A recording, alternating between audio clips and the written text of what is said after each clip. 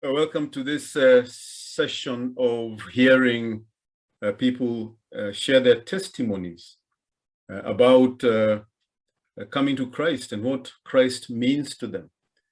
And today we have Isaac, who is going to be sharing with us about Christ and what he means to him and how he became a Christian. So we'll go straight to the interview. Welcome, Isaac. Thank you. Isaac, can you tell us, tell me, how did you become a Christian? Well, mine, as testimonies goes, mine's not one that's full of excitement or adventure or anything like that. I was raised in a Christian home, and so we went to church every Sunday, morning and evening, as you know, whenever that was available, as often as we could. Bible studies, prayer meetings, we were always involved in the life of the church. And my parents were strict in terms of discipline, and they weren't over strict. They weren't overbearing parents. I think they raised us well. But in terms of being an actual Christian, it was more of I just had a guideline of how to live. You know, at school and stuff, or just mixing with other people, I was probably to most people well behaved, considering I wasn't out doing a lot of things that kids my age were, but I wasn't, my heart wasn't really in it. I knew how to behave in front of people. I knew the right things to say, the wrong things to say, and what to avoid. And most of it was just eye-pleasing people, you know. In terms of actually coming to know Christ, that didn't happen till later on after school. And I can't really pinpoint a time when I became a Christian, but I can pinpoint a time where I did start taking it seriously. When I left school, I went to university for a year, and I ended up dropping that and started an apprenticeship.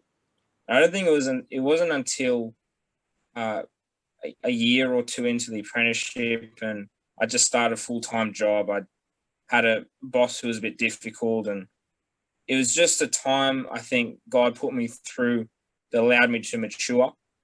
I think really that was my issue, is that I wasn't fully mature.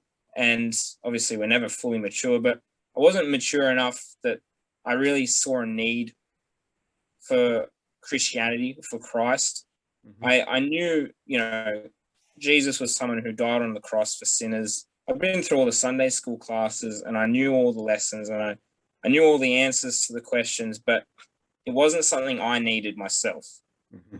And I think as God put me through circumstances that required me to mature and grow up, they were things I started to look into, and suddenly I needed them. And I remember reading a book, but I do remember sitting in my van at TAFE. I used to get to TAFE early, and this is when I was starting to think through things a bit more seriously. And I was reading a book that was expressing what sin is before God. And I remember just sitting in my van crying. And I'm not particularly emotional. So well, I am emotional, but I'm not one to start crying, you know, very often. So for me to be in I even surprised myself sitting in my van and genuinely just weeping over my sin. And I remember a hymn that we often sing at church, and Can It Be? And I guess the main section after the first verse, amazing love, how can it be that thou, my God, shouldst die for me? Yes. Suddenly that truth just really hit me. I suddenly had an actual understanding of my sin before God. Yes. And then suddenly I just understood Christ had died for my sin. And I was a sinner that had been made right before God because of what he'd done for me. and not because of anything that I could do for him or could bring to him or anything like that. It's quite an encouraging testimony. It's wonderful to hear how God works in us in different ways. I wouldn't make you the kind of person who would weep after reading a book. So obviously, there's no doubt there's a lot of conviction that the Lord placed upon your heart as you realize the gravity of sin before Holy God. And so you came to Christ. We thank the Lord for that. Now, tell us a little bit, what does it mean for you then, knowing Christ? What does it mean for you in your life now that you're a Christian? It means, in many ways, being a Christian is hard because you're standing up for things that are so different to what the world stands up for, you know.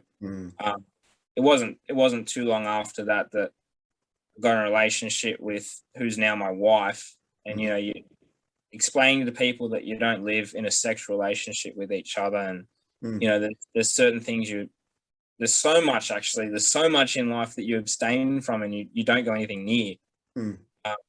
Alcohol is always a big one with people as well, and people can't seem to understand how you could live without some of the things in life that, honestly, as a Christian, you just realize that you don't need. But in terms of living as a Christian, yeah, it can make things difficult, but there's also it makes things really easy as well.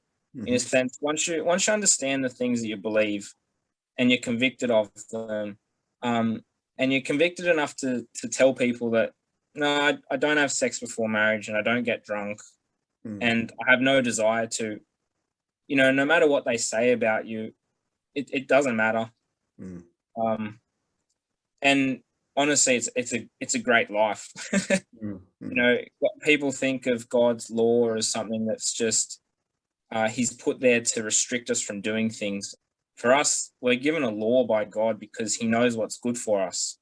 And when you do live by it, you know that it's good, and you can see that Christ truly cares for his people, and he cares for me individually as much as he does for every single other Christian living in this world. And it makes life worth living.